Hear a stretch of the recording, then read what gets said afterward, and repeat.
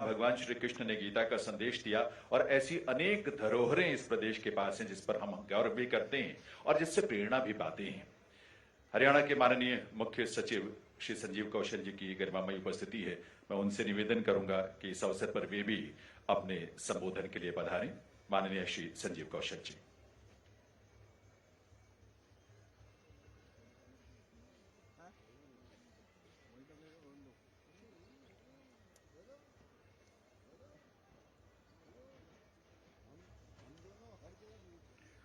माननीय उपराष्ट्रपति श्री जगदीप धनखड़ जी, माननीय श्रीमती धनखड़ जी, माननीय मुख्यमंत्री श्री मनोहर लाल जी, माननीय हमारे ट्रांसपोर्ट मिनिस्टर श्री मूलचंद शर्मा जी, माननीय development and panchayat minister Shri Devender Babli ji, हमारे यहाँ पर मौजूद सभी विधायकगण, हमारे मेला प्राधिकरण के अध्यक्ष श्री अरविंद सिंह जी, हमारे यहाँ टूरिज्म कॉरपोरेशन के अध्यक्ष डॉक्टर अरविंद यादव जी, मेरे सहयोगी जो सेक्रेटरी डोनर मिनिस्ट्री के हैं, इसके साथ ही साथ टूरिज्म कॉरपोरेशन के सभी अधिकारी, पर्यटन विभाग के प्रिंसिपल सेक्रेटरी साहब, देश विदेश से आए शिल्पकार व कलाकार बंधु, उपस्थित महानुभावों और देवियों,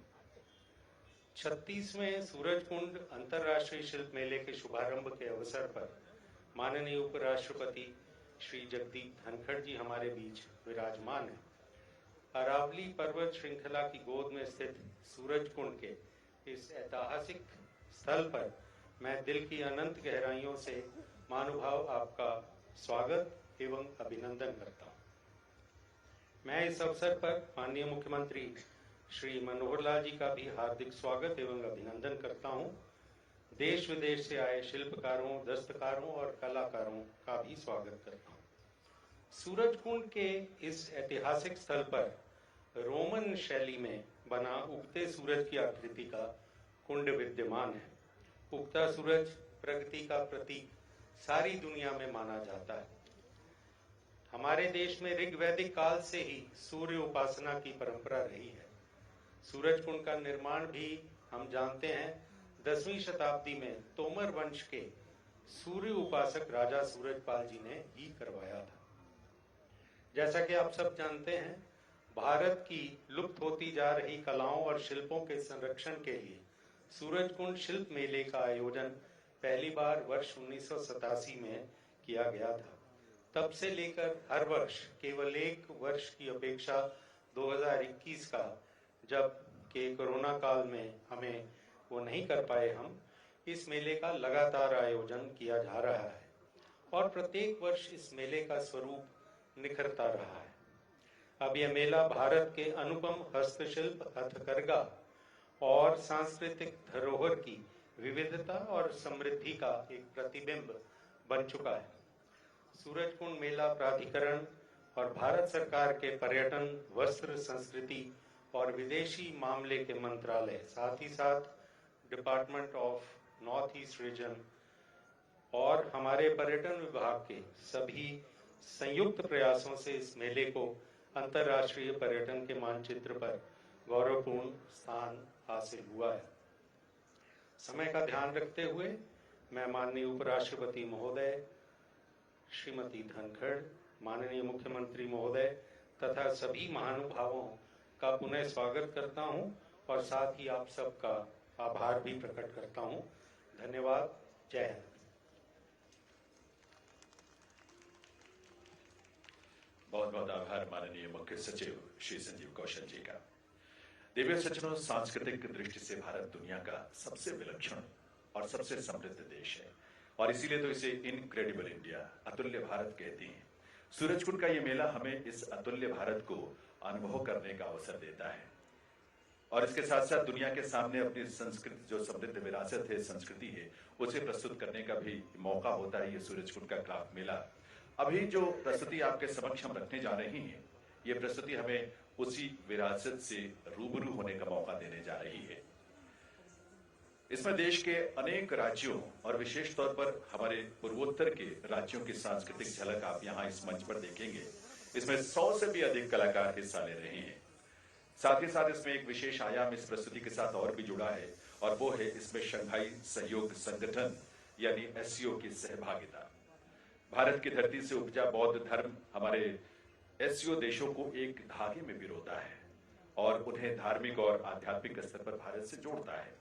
तभी तो इस प्रस्तुति में एक भारत श्रेष्ठ भारत का भाव वसुधैव कुटुंबकम के रूप में विस्तार पा रहा है और विश्व शांति की कामना के साथ बुद्धम शरणम गच्छामि के संदेश के साथ समाप्त हो रहा है। आइए देखते हैं ये कोरियोग्राफी। इसकी कोरियोग्राफी की है मैत्री पहाड़ी और निवेदिता महापात्रा ने।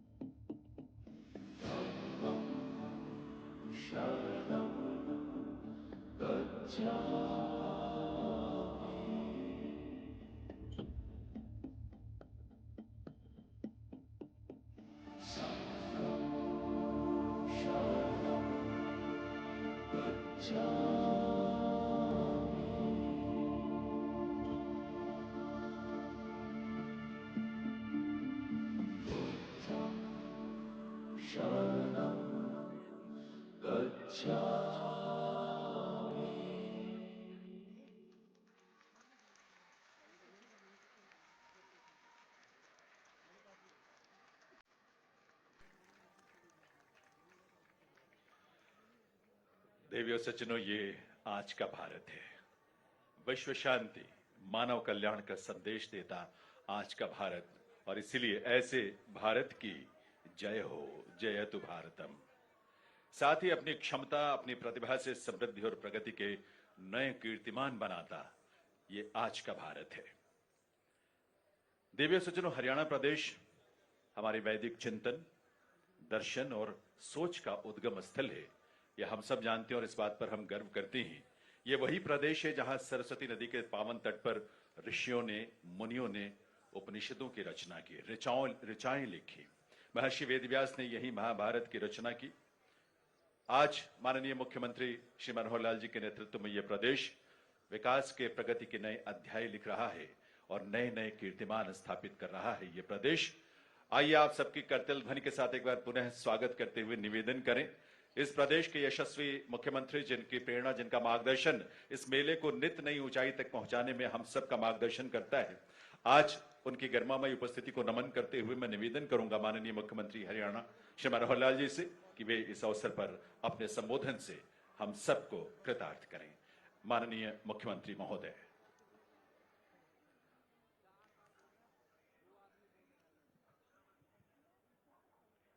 अद्भुत, अति सुंदर 36वां ये सूरजकुंड अंतर्राष्ट्रीय हस्तशिल्प मेला, और इस मेले की गरिमा बढ़ा रहे हैं आज अपने देश के उपराष्ट्रपति माननीय श्री जगदीप धनखड़ जी। और मैं स्वागत करता हूं आदरणीय श्रीमती डॉक्टर सुदेश धनखड़ जी का भी, जो आज हमारे इस कार्यक्रम में शोभा बढ़ा रही हैं। साथ ही हरियाणा सरकार के हमारे मंत्री, परिवहन मंत्री श्री मूलचंद शर्मा जी, ग्राम विकास मंत्री श्री देवेंद्र बबली जी, उपस्थित हमारे सभी विधायक बहन श्रीमती सीमा त्रिखा जी, श्री नरेंद्र गुप्ता जी, श्री नयनपाल रावत जी, श्री नीरज शर्मा जी, श्री राजेश नागर जी, हमारे यहाँ पर हरियाणा पर्यटन निगम के अध्यक्ष श्री अरविंद यादव जी, उपस्थित हमारे हरियाणा के चीफ सेक्रेटरी श्री संजीव कौशल जी, सूरजकुंड मेला प्राधिकरण के अध्यक्ष श्री अरविंद सिंह जी,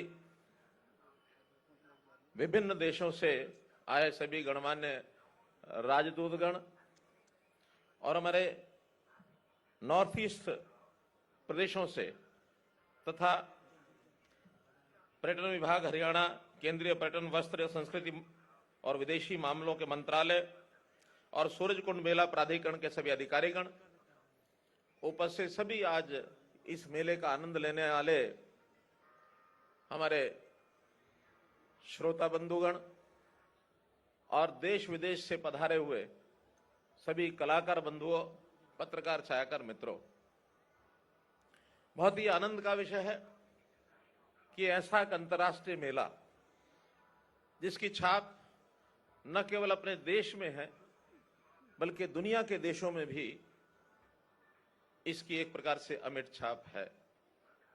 हर वर्ष ये मेला होता है, जैसा बताया गया कि 1987 से मेला शुरू हुआ था। बीच में एक वर्ष छोड़ करके लगातार हर वर्ष ये मेला 1 फरवरी से 15 फरवरी तक पहले होता था, लेकिन कुछ वर्ष पहले हमने विचार किया कि इसमें जो वीकेंड्स हैं वो प्राय 2 बार ही आते हैं, लेकिन शनिवार रविवार वीकेंड्स के ऊपर उपस्थिति बहुत अच्छी होती है। तो इन तिथियों का चयन इस ढंग से किया जाने लगा कि इसमें 3 वीकेंड्स आते हैं। तो इसलिए आज ये 3 तारीख को शुरू हुआ है, 19 फरवरी तक ये मेला अपना ये चलेगा। इस मेले में हर वर्ष की भांति एक सहभागी राष्ट्र होता है और एक थीम स्टेट इस नाते से भी परंपरा है। लेकिन इस बार सौभाग्य की बात है कि सहभागी राष्ट्र के नाते से इस बार शंघाई कॉरपोरेशन ऑर्गेनाइजेशन, जिसमें 20 देशों की भागीदारी है, और ऐसे ही थीम स्टेट के नाते उत्तर पूर्व के जो सभी प्रदेश, जिसमें अरुणाचल प्रदेश, असम, मणिपुर, मेघालय, मिजोरम, नागालैंड, सिक्किम और त्रिपुरा, ये सब शामिल हैं, एक साथ मिलकर के एक ही मंच पर, जैसा हमने ये कार्यक्रम देखा, अभूतपूर्व सामंजस्य, सारे देश की कला को, संस्कृति को एक मंच पर लाके दिखाना। जहां तक विदेशी कलाकार, विदेशों के सहभागिता इसमें होती है, तो हमारा जो वसुधैव कुटुंबकम का एक जो विचार है वो सबको यहां प्रदर्शित होता है। और जब देश के अन्य अन्य प्रांतों की सांस्कृतिक कला और उसका प्रदर्शन होता है, तो एक भारत श्रेष्ठ भारत, इसके हमको दर्शन होते हैं। हमारे देश की विभिन्न बोलियां, भाषाएं, संस्कृति, खान पान, रहन सहन, लेकिन फिर भी अनेकता में एकता, एक भारत श्रेष्ठ भारत, इस प्रकार का ये मेला है। और जहां तक कला का विषय है, आज के चाहे यहां का कार्यक्रम हो, चाहे हमारा भ्रमण रहा हो, एक अद्भुत कला का ये केंद्र ये हमको देखने को मिला है। एक विशेष अनुभूति हुई है, मन जो है अंदर से प्रफुल्लित होता है जब इस प्रकार के विषयों में हम आते हैं। कलाकारों की विभिन्न कृतियां भी हमने देखी हैं, बहुत प्रकार के यहाँ बुनकर हैं, शिल्पकार हैं, अपनी अपनी प्रोडक्ट्स बनाते हैं। वो बनाते हैं तो केवल हाथों का काम नहीं है, जब वो ऐसी चीजें बनाते हैं तो उनकी बुद्धि, उनका मन, उनके विचार एक सांस्कृतिक पहचान छोड़ते हैं। एक बहुत बड़ा एक मंथन होकर के और इस प्रकार के जो कलाओं का जो संगम होता है उसका दर्शन होता है। देखा जाए तो कलाकार की बहुत बड़ी भूमिका, अगर हम माने कि परमात्मा भी एक कलाकार है, उसने कितनी कला सजाई है इस दुनिया में, हम सब उसी परमात्मा की उत्पत्ति है। भगवान ने हमको बनाया है, हम आगे विभिन्न प्रकार की चीजें बनाते हैं। प्रकृति भी कला है, प्रकृति में कितने प्रकार के वन, औषधि, पौधे, फल, फूल, ये सब होते हैं। तो जब उनको एक साथ हम देखते हैं तो कितना सुंदर एक कला का दृश्य हमको दिखाई देता है। तो प्राकृतिक कला, कृत्रिम कला, लेकिन हर प्रकार की कला के पीछे एक आनंद इस प्रकार का रहता है। और ऐसा जो एक आनंद हम देखते हैं, न केवल मनुष्य बल्कि जीव, हम मकड़ी का जाल देखते हैं, क्या बुद्धि लगाती होगी वो मकड़ी, कैसा जाल बनता है, मकड़ जाल। एक भैया एक पक्षी होता है, वो पक्षी अपना घोंसला जब बनाता है तो उसका घोंसला जो भैया का बनता है, तो बढ़िया से बढ़िया कारीगर भी, मनुष्य भी नहीं बना सकता उसको। इस प्रकार का भैया उस घोंसले को बनाता है। तो ये सब चीजें अद्भुत करने वाली हैं। पिछले दिनों में भीम बैठका की गुफा जाने का मौका मिला। ऐसा माना जाता है कि 30,000 साल पहले की वो कलाएं उसके अंदर प्रदर्शित की गई हैं। अर्थात इतिहास कितना पुराना है इन कलाओं का। हम कितने ही प्राचीन मंदिर हैं, प्राचीन ऐसे स्थान है जहां जाकर के इन कलाओं की जो प्रस्तुति वहां दिखती है, वास्तव में एक अद्भुत एक विभूति अद्भुत एक अनुभूति होती है। तो उस अनुभूति के कारण से मनोरंजन भी रहता है, ज्ञानवर्धन भी होता है। बहुत सी चीजों की अलग अलग स्थान पर एक स्थान पर देख करके उस अनुभूति के कारण से हम सब प्रसन्न होते हैं। अब जैसे यहां सब कलाएं हमने देखी हैं, उसके अंदर जो प्रोडक्ट बनते हैं उन प्रोडक्ट को जब हम 15 दिन देखेंगे तो उसके कुछ ना कुछ मूल्य, उसकी कॉस्ट ये लिखी जाती है और उस मूल्य को देख करके हर कोई अपना एक वस्तु खरीद तो लेता है, लेकिन अगर वास्तव में देखा जाए तो उस वस्तु की मूल्य तो हो सकती है, लेकिन वो जो कला का गुण है वो अमूल्य होता है और वो सब में नहीं आता है। वो किसी को प्राकृतिक तौर पर आता है, जन्म से आता है, कोई सीख जाता है, मां की गोद में सीखता है, जिस जगह पर रहता है उसके वातावरण में सीखता है। ऐतिहासिक कुछ चीजें ऐसी होती हैं पता भी नहीं लगता कब कौन सीख गया। एक अच्छा गायक, उसका स्वर अच्छा होता है, कब वो गाना सीख गया तो उसके पीछे भी कई लोगों की भूमिका होती है। तो इस प्रकार से ये जो कला सृजन है इसको मैं अपनी ओर से प्रणाम करता हूं और मेरा इतना ही कहना है कि अपनी इस कला को हमेशा संजोए रखें, इसका सृजन करें और आगे इसको बांटें। कला बांटने से समाप्त नहीं होगी बल्कि बढ़ती है। जैसे शिक्षा जितना आगे कोई देगा उसकी शिक्षा का अनुभव बढ़ता है, ऐसी ये कला है। कला का भी आगे अगर हम बांटेंगे तो निश्चित रूप से इसका आनंद मिलेगा। इन कलाओं को प्राचीन काल में तो पसंद किया ही जाता था, लेकिन अच्छी बात यह है कि आज आधुनिक काल में भी इसको बहुत पसंद किया जाता है। तनाव के इस सारे वातावरण में इस प्रकार के बहुत से विषय जब सामने आते हैं तो व्यक्ति अपने तनाव का जो क्षण है वो भूल जाता है। कई बार इसी में से आनंद के नाते से, मनोरंजन के नाते से व्यक्ति समय लगाता है तो निश्चित उसके विचारों में निखार भी आता है। तो मेरा तो यही कहना है कि ये जो सूरजकुंड का अंतर्राष्ट्रीय शिल्प मेला है, इस मेले में जो भाव भावना है, इसकी जो महक है, ये पूरे देश और दुनिया तक जाती है। ये एक मेला यहाँ कुछ समय के लिए लगाया जाता है। जैसा बताया गया कि हरियाणा जो है हमारे सांस्कृतिक मूल्यों की बहुत एक गहरी एक प्रकार की निशानियां हैं।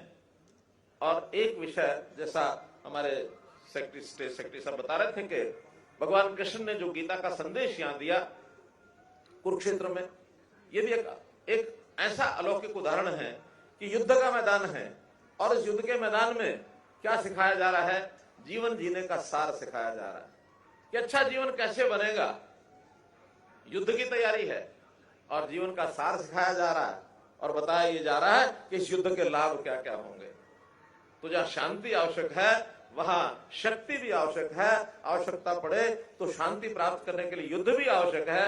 ये गीता का सार है। तो ऐसा एक अलौकिक संदेश देने वाला स्थान भी वो हमारे हरियाणा में ही है, बल्कि हम हर वर्ष अंतर्राष्ट्रीय स्तर के ऊपर गीता जयंती का कार्यक्रम भी करते हैं और उसमें भी दर्जनों देश अब आने लग गए हैं। गीता का प्रचार प्रसार भी इसी प्रकार से हम देश और दुनिया में आगे बढ़ा रहे हैं। भाई बहनों, इस मेले में देश की जो आर्थिक आत्मनिर्भरता है उसको भी हम कई बार देखते हैं कि हमारे जो कारीगर हैं यहाँ जो चीजें अपने बना कर लाते हैं उसका प्रचार प्रसार भी होता है।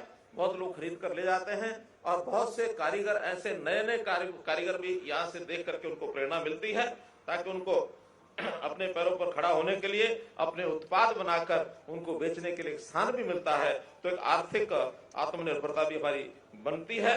मैं तो पर्यटन को बढ़ावा देने के लिए जैसा एक बात पर्यटन की भी आई उसको भी इसके साथ जोड़ता हूं कि बहुत से पर्यटक चाहे मेले के बहाने से ही आते होंगे, लेकिन हरियाणा में जितने पर्यटन के स्थल हैं उन पर भी उनको जाने का मौका मिलता है। तो उस नाते से हम पर्यटन को भी आगे बढ़ा रहे हैं। अभी यहाँ पास में ही गुरुग्राम, वहां पर दमदमा झील है, पास में गुरुग्राम में भी कई ऐसे स्थान हैं, फरीदाबाद में भी स्थान है। ये हमारा सूरजकुंड का जो स्थान है ये भी अपने आप में महत्वपूर्ण है।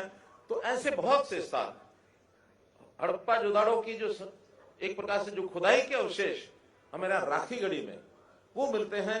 तो ऐसे पर्यटन के भी अवसर धीरे धीरे हरियाणा इसमें आगे बढ़ रहा है और हमने इसके लिए एक विशेष पॉलिसी बनाई है होम स्टे पॉलिसी में भी जो लोग विदेश से आते हैं उन सबको उसका एक प्रकार से लाभ मिलता है। कहने का भाव यह है कि पर्यटन देश प्रदेश के सैलानियों के लिए एक हरियाणा भी एक ऐसा स्थान है। मुझे विश्वास है देश और विदेशों से आए हुए कलाकार और पर्यटन यहाँ से एक सुखद अनुभूति लेकर जाएंगे और ये अनुभूति उन्हें बार बार हरियाणा आने के लिए प्रेरित करेगी। इन्हीं शब्दों के साथ मैं एक बार पुनः आप सबका बहुत बहुत धन्यवाद, आभार प्रकट करता हूँ। बहुत बहुत धन्यवाद। जय हिंद। बहुत बहुत आभार माननीय मुख्यमंत्री हरियाणा श्री मनोहर लाल जी का।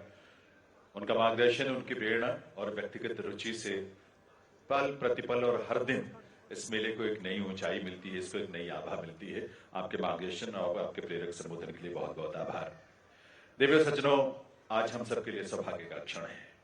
आज एक किसान पुत्र, न्यायविद, संविधानवेत्ता और सार्वजनिक जीवन में राष्ट्र प्रथम के चिंतन को अपनाकर हम सबका मार्गदर्शन करने वाले माननीय उपराष्ट्रपति श्री जगदीप धनखड़ जी की गरिमामयी उपस्थिति को हम नमन करते हैं एक बार पुनः। और आप सबकी करतल ध्वनि के साथ माननीय उपराष्ट्रपति महोदय से मैं प्रार्थना करूंगा कि इस अवसर पर हम सबका एक बार पुनः मार्गदर्शन करें, अपने प्रेरक संबोधन से हम सबको प्रेरित करें, हमें प्रेरणा दें, ताकि हम भविष्य में नई ऊर्जा के साथ, नए संकल्पों के साथ अपने कर्तव्य पथ पर आगे बढ़े। अमृत काल में कुछ ऐसा रचें जो देश के हित में हो, देश को आगे लेकर चले।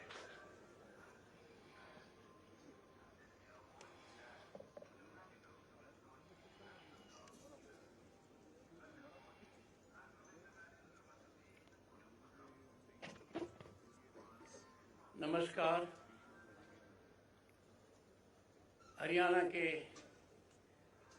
लोकप्रिय मुख्यमंत्री मनोहर लाल खट्टर जी, हरियाणा के मंत्रीगण मूलचंद जी शर्मा, देवेंद्र बबली जी,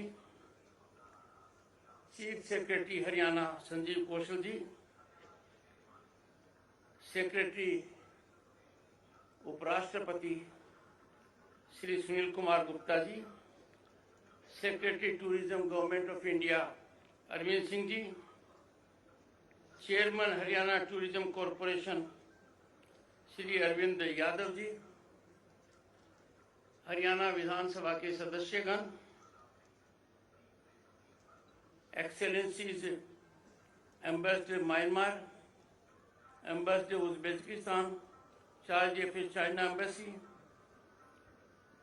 और इसमें महत्वपूर्ण योग देने वाले सेक्रेटरी डोनार श्री लोक रंजन जी,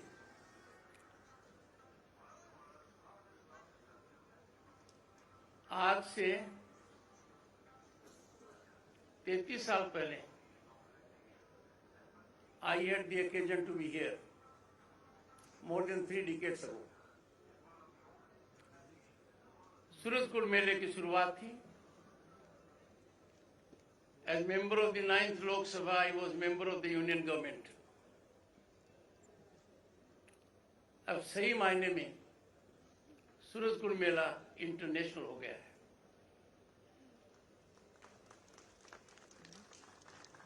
It is an honor to inaugurate the 36th edition of the magnificent Surajkund मेला, जो मैंने देखा है कल्चरल इवेंट, जिसके बारे में मुख्यमंत्री जी ने कहा है। क्या सिंक्रोनाइजेशन था डाइवर्स कल्चर्स का, रिदम का। Everyone was spellbound. It truly reflects culture of this country and synthesis of the global culture. This was a stunning display of talent, rhythm, and rich diversity. इस मेले की जो सबसे खास बात है, SCO countries का participation. India at the moment, friends, is president of SCO and G20. This is a historic moment for the country and a unique opportunity to showcase India particularly its culture, जिसमें सूरजकुंड मेले का बहुत बड़ा योगदान रहेगा।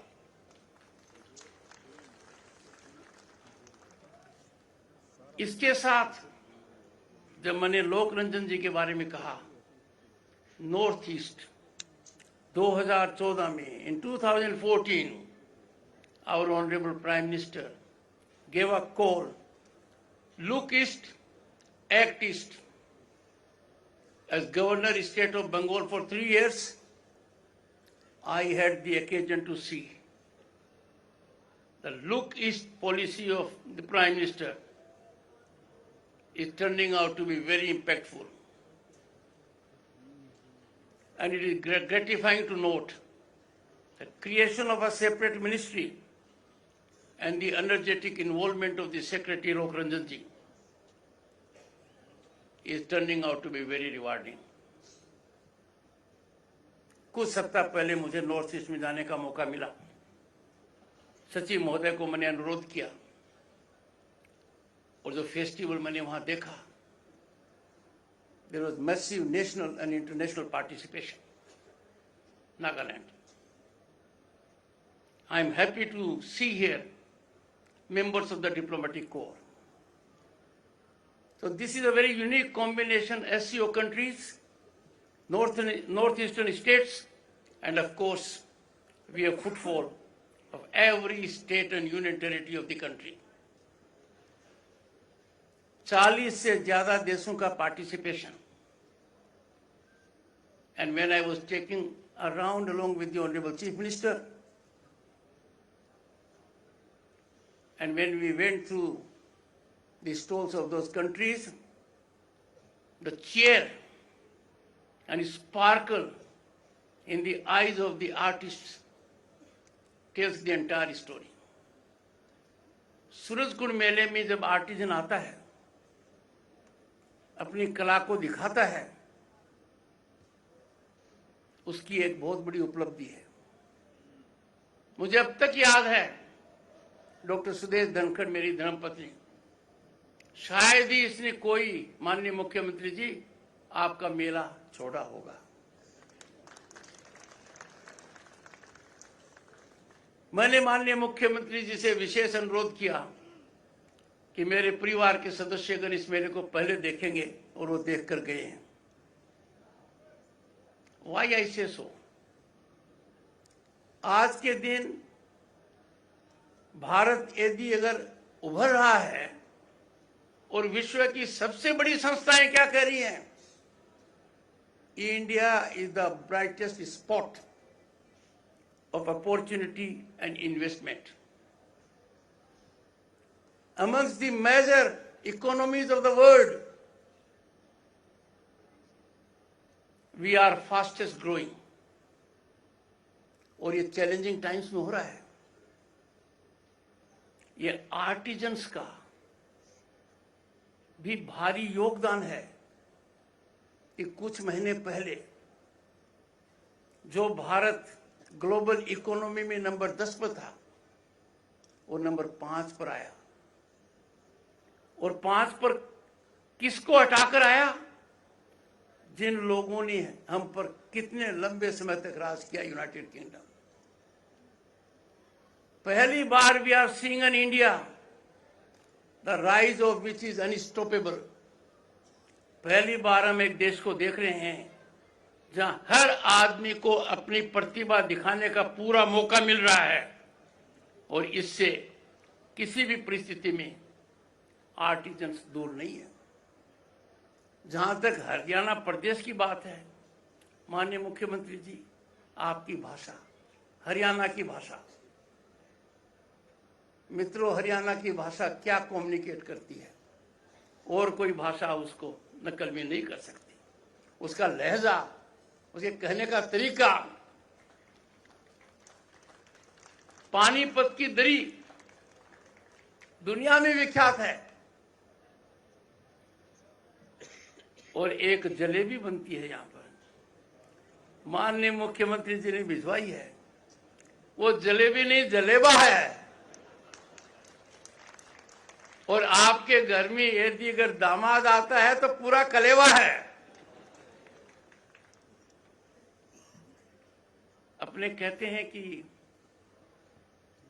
Late us grow in our ancient style, it will help our ecosystem, climate change को भी contain करेगा। तो माननीय मुख्यमंत्री जी, आपके यहाँ तो रोहतक और झज्जर में माटी के जो घड़े हैं, मीठे पानी के अलावा वो इको फ्रेंडली भी हैं। सरकंडे से बने फारूक नगर के मुड्डे, जिन पर बैठकर हुक्का पियो चाहिए, राजनीति करो, पर है मत कूद। और जब मुड्डे की बात आई है तो सोनीपत की पीढ़ी, वो भी कमाल की है। माननीय मुख्यमंत्री जी, जब अपने गांव जाता हूं तो आपके रेवाड़ी से होकर जाना जरूरी है। अब रेवाड़ी की देखिए वो जूती, क्या कमाल किया, देखिए फुलकारी की सुंदर सजावट वाली शोले,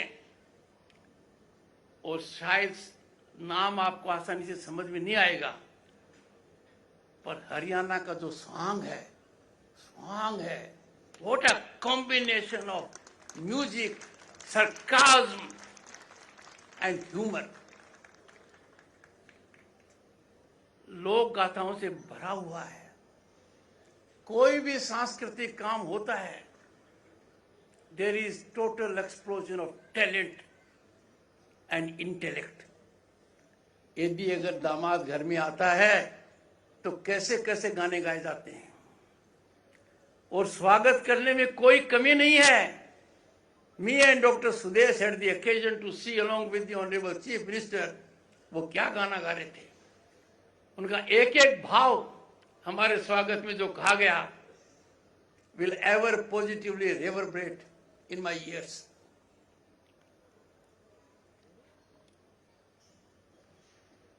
माननीय मुख्यमंत्री जी,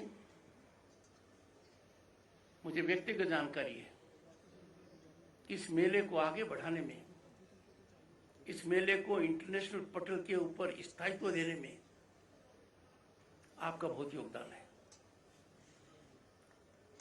पर योगदान के अलावा आपने सफलता अर्जित की है, और इस सफलता का एक नमूना मैंने यहां देखा है।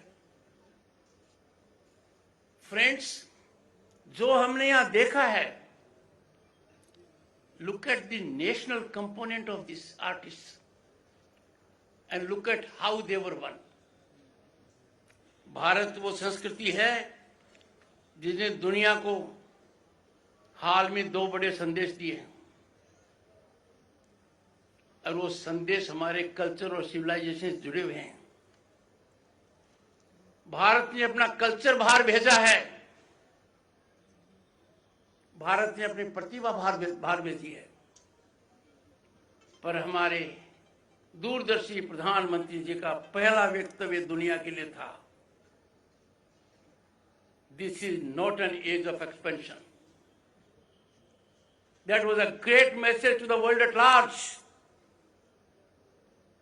that if we have to be stable and peaceful, work in tandem and togetherness, expansion नहीं है।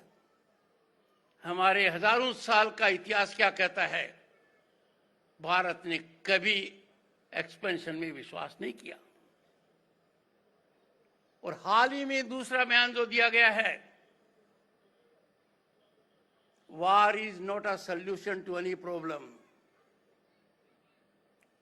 युद्ध से कोई मसले हल नहीं होते हैं, बातचीत ही एक माध्यम है। भारत की आर्थिक ताकत कितनी मजबूत है, आस पड़ोस में नजर डालो, वहां के क्या हालात हैं। दुनिया में fastest growing global economy at a senior level Bharat है। ऐसी परिस्थिति में मेरे मन में कोई शंका नहीं है,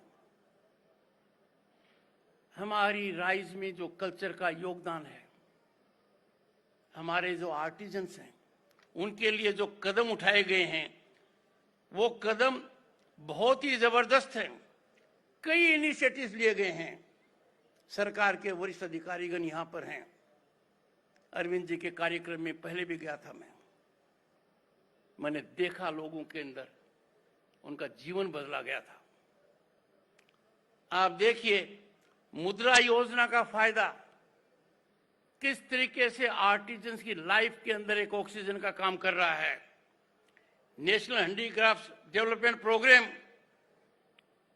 और मेगा टेक्सटाइल पार्क्स का बनना, हुनर हाट, अंबेडकर हस्तशिल्प विकास योजना पर बजट के अंदर जो 2 प्रमुख घोषणा हुई है माननीय वित्त मंत्री निर्मला सीतारमण ने, दे आर गेम चेंजर। माननीय मुख्यमंत्री जी, खास तौर से आर्टिजन्स के लिए 1 डिस्ट्रिक्ट 1 प्रोडक्ट तो पहले से था, इसको एक बहुत बड़ा स्तर दिया गया है। और इसके अंदर फरीदाबाद तो इसके अंदर टेक्सटाइल्स में है ही, पर उसके अलावा जो एक बात और कही है यूनिटी मॉल की, ये बहुत अद्भुत काम है। मैं माननीय मुख्यमंत्री जी को अनुरोध करूंगा कि हरियाणा सबसे ज्यादा पहल करे। यूनिटी मॉल का सिद्धांत है जो माननीय वित्त मंत्री जी ने अनफोल्ड किया है। आ सिटी विल हैव 1 मॉल, उसमें लोकल प्रोडक्ट होंगे और पूरे देश के इस प्रकार के प्रोडक्ट्स होंगे ताकि कोई भी टूरिस्ट और विदेशी टूरिस्ट उसको पता लग जाए कि एक स्थान के ऊपर मेरे को ये अद्भुत चीजें मिलेंगी। प्रधानमंत्री विश्वकर्मा कौशल सम्मान, ये सम्मान बहुत सही रंग दिखा रहा है। ये मैंने कुछ दिया है, हमारे सेक्रेटरी अरविंद जी यहां पर हैं, और जब जिनको दिया तो पूरे देश से आए थे। उनकी कृतियां अद्भुत हैं। आपके इस प्लेटफॉर्म से मैं एक अनुरोध करूंगा, उद्योग जगत के लोग, सरकारी तंत्र के लोग आर्टिजन्स का ही ध्यान रखिए। उसके 2 कारण हैं। एक, you will be giving something which is unique, and secondly, it will be a game changer in their economic life.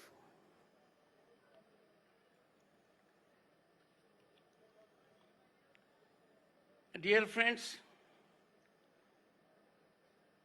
चुनौती दुनिया के सामने 3 साल पहले बहुत ज्यादा थी,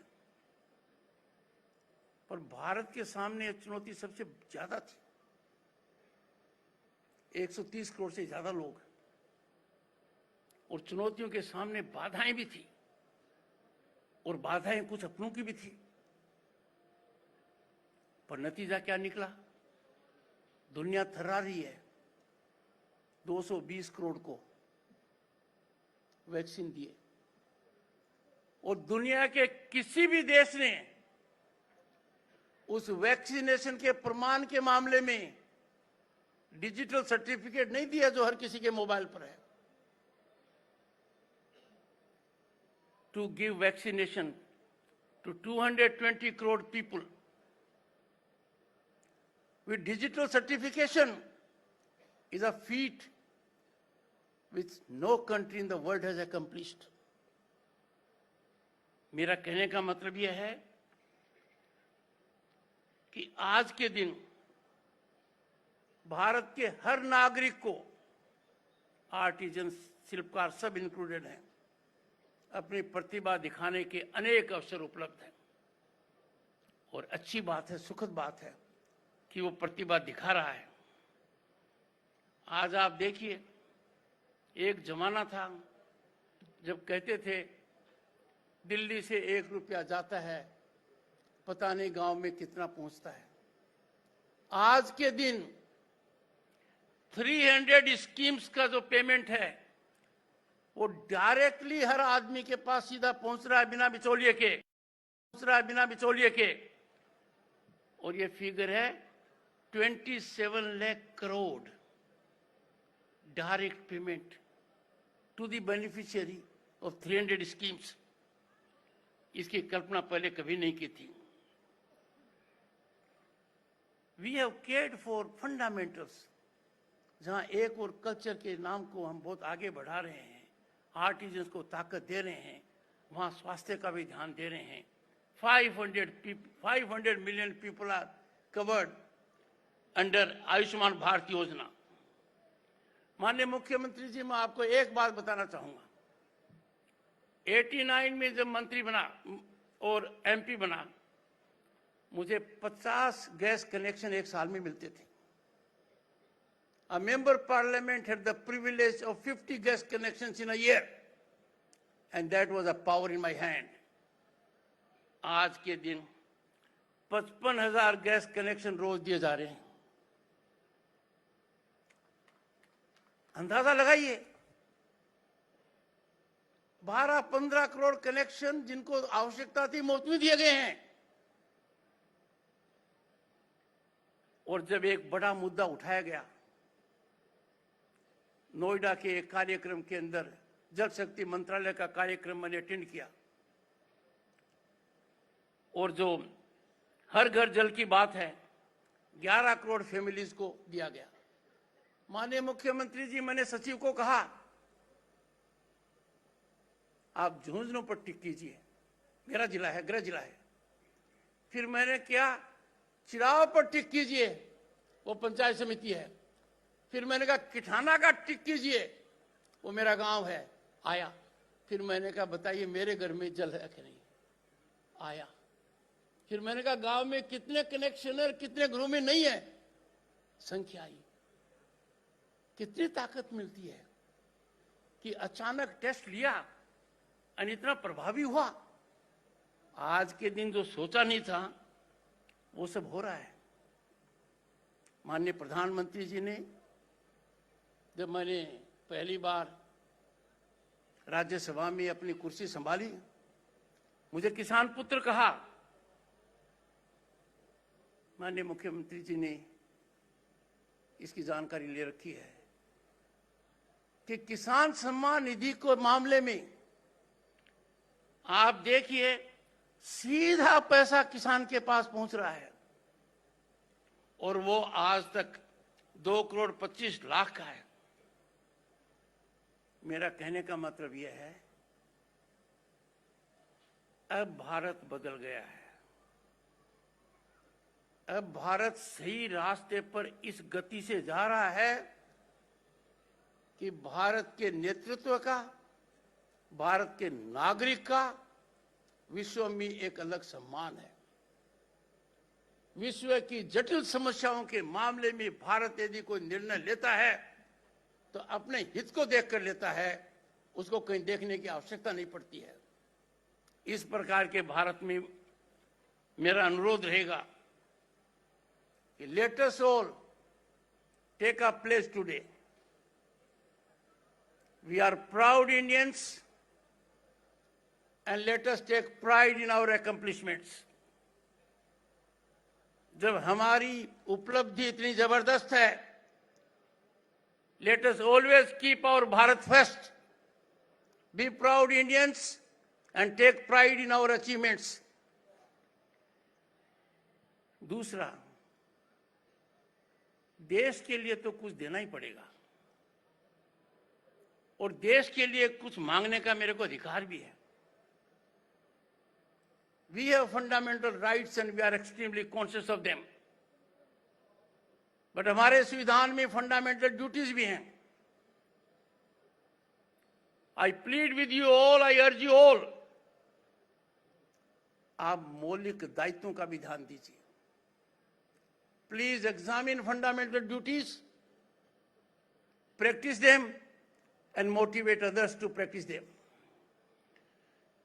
I would like to express my gratitude and sincere appreciation to the organizers of Surajkund Mela, the chairman of the Mela, Arvind Ji, the chief secretary of the state, the managing director of the Tourism Corporation, and I strongly commend the able leadership of the Honorable Chief Minister Manohar Lal Ji in making this a truly international event. और मेरे मन में कोई doubt नहीं है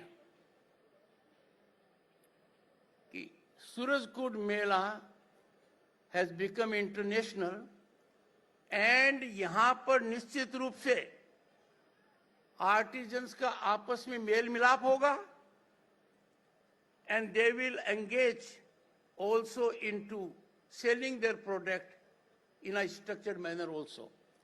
मैं आप सबको बहुत बहुत शुभकामनाएं देता हूं और मुख्यमंत्री जी का धन्यवाद अर्पित करता हूं कि उन्होंने मुझे 3 दशक के बाद यहां आने का एक सुअवसर दिया। नमस्कार, जय हिंद, जय भारत। Thank you. बहुत बहुत आभार माननीय उपराष्ट्रपति महोदय का उनके इस प्रेरक संबोधन के लिए भी और इस मेले के उद्घाटन के लिए भी। यह हम सबका सौभाग्य है कि आप यहां पधारे। मैं निवेदन करूंगा माननीय मुख्यमंत्री श्री मनोहर लाल जी से कि आभार स्वरूप माननीय उपराष्ट्रपति महोदय को एक स्मृति चिन्ह जरूर इस अवसर पर वहीं भेंट करें।